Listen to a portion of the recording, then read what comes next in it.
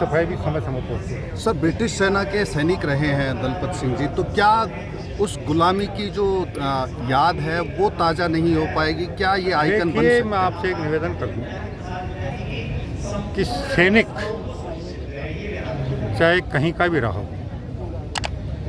वो अपना कर्म एक सैनिक के रूप में अर्जित करता है, उसी के अनुरूप अपना आचरण करता है। अब उस समय की परिस्थितियों में ये बिल्कुल कटु सत्य है कि हम अकेले ब्रिटिश क्राउन के अधीन नहीं थे। हमारे यहाँ ब्रिटिश क्राउन था, ब्रिटिश क्राउन के नीचे बड़े साम्राज्य थे, फिर उनके सामने उनके नीचे छोटी रियासतें थी, फिर उनके नीचे छोटे ठिकानेदार थे। मतलब एक के बाद एक कई तरह की परतों की गुलामी थी।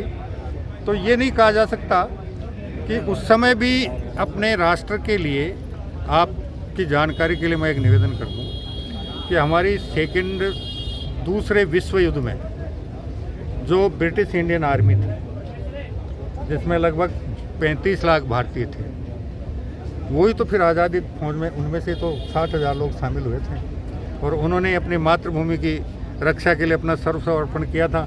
अगर वो सेना में नहीं जाते तो उनके पास अनुभव कहाँ से होता? लेकिन इन्होंने तो काम अपनी मातृभूमि के लिए नहीं किया, पूरे विश्व के लिए वो किया तो गुलामी के खिलाफ ही था ना। चाहे हमारे यहाँ क्या करे, चाहे कहीं के भी लेके, मानवता के लिए उन्होंने काम किया।